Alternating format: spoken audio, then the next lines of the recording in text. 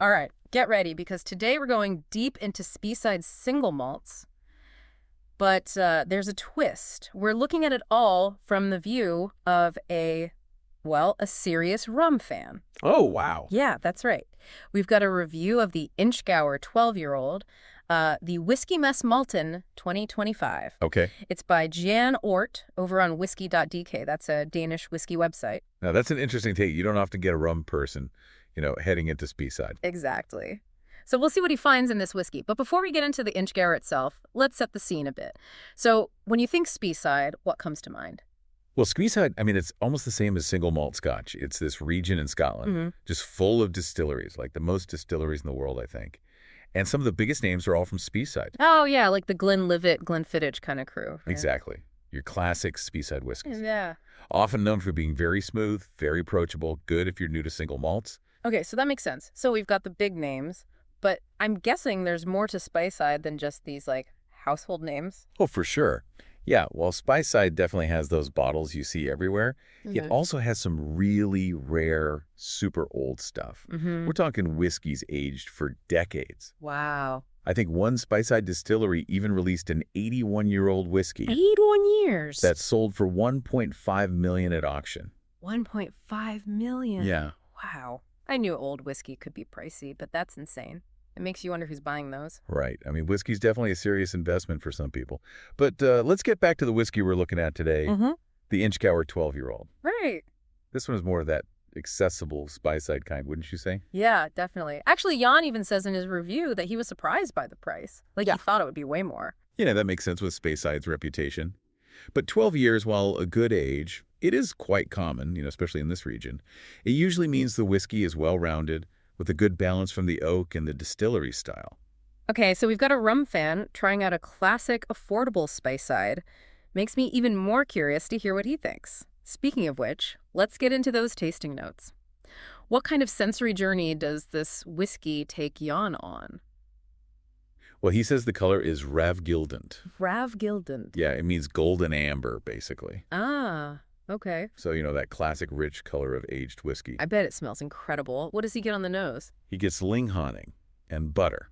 Linghoning. That's heather honey. Oh, okay. This sounds pretty nice. But then he also says unidentifiable spices. Ooh, a little mystery. Makes you want to try it yourself and figure it out. Exactly. And then on the palate, Jan says you can really tell it's been in oak for 12 years. He describes it as having a smooth and sensible volume. Sensible volume. That's a new one. What does that even mean? Well, I think it means the whiskey is balanced. It's not too harsh or anything. It's there, but it doesn't hit you over the head. I like that. Sounds like a whiskey you can just sip and enjoy without it being too much. Exactly. And remember, this is coming from someone who mainly drinks rum, which is often very strong. True. So maybe sensible is a good thing here. Okay, what about those mysterious spices? Does he ever figure out what they are? He does. He gets coriander, white pepper, and some cardamom. Okay. And actually, those are pretty typical in Speyside whiskeys, especially those aged in ex-bourbon barrels. So even a rum fan can't resist those classic Speyside flavors, it seems? Apparently not. But then, just when you think you've got this whiskey figured out, Jan throws in another curveball. Okay, I'm intrigued. What is it? He says he gets this note of, wait for it, ship's varnish and tar on the palate. Ship's varnish and tar. I'm not sure if that sounds good or bad. I guess this is where Jan's rum palate starts to clash with the whiskey world. Yeah, maybe not, though. It's funny because ship's varnish and tar might sound a bit weird. Yeah. But it can actually mean the whiskey is complex and deep. Really? Yeah.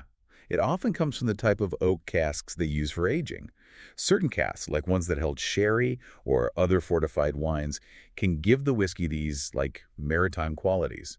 And for some people, those notes make it really interesting and rich, something they really like. That is interesting. So it's not necessarily bad, just different. Exactly. Unexpected. Right. And that actually leads us to the most interesting part of Jan's review. He compares the Inchgower 12 to his first love. Okay, hold on. His first love? I don't get it. He doesn't really explain it much, but he's basically saying this whiskey, it brings back a strong memory of a taste, something he won't forget, almost like it hit him emotionally, even with the strange notes. Wow, that's a pretty big statement. I wonder what our listener thinks about that. Does it make you appreciate the whiskey more, or does it feel kind of out of place? It's a bold comparison for sure. But it does make you think about taste and memory, right? We all have those flavors that take us back to a certain time or place. Totally. Think about like your favorite food as a kid. It's not just the taste, but all those feelings and memories that come with it. Exactly. And I think that's what Jan's talking about with this whiskey. Makes sense. So it's not that the Inchgower is perfect or anything, but it brought back something specific for him. Yeah, and it just shows how personal tasting notes are. What one person thinks is ship's varnish, someone else might think is all spice and oak. Right. It's all about how you experience it and the memories you bring to it. I love that. It means there's no one way to enjoy whiskey. It's about finding what you like. Exactly. But let's get back to Inchgower for a second. We've talked about Speyside as a whole, but what makes Inchgower stand out as a distillery? That's a great question. Well, Inchgower is known for making a kind of different Speyside whiskey. Ooh. Yeah, lots of Speyside distilleries go for those lighter, fruitier flavors. Right. But Inchgower's is heavier, more robust. Some even say it's a little meaty or savory. Interesting. So even in a region known for one style, you can still find a lot of variation. For sure. That's what makes exploring whiskey so fun. There's always something new, even in the categories you think you know. Absolutely. But we can't talk about Inchgower without mentioning their unusual way of distilling. Oh, right. They use those weird stills, right? Yeah. Taller and thinner than your typical pot stills? Yeah, their famous pear-shaped stills. They're thought to be why Inchgower tastes so different. Okay. They have more contact with copper during distillation, which can make a cleaner spirit. So let me get this straight. We have a rum enthusiast who likes strong flavors, Yeah. trying a Speyside whiskey that's already a bit different, Right. and it's made using these unique stills that change how it tastes even more. No wonder he's having such a crazy experience. Right. And don't forget, this is from a Danish point of view. Oh, good point. Yeah. Do Danes like whiskey a lot?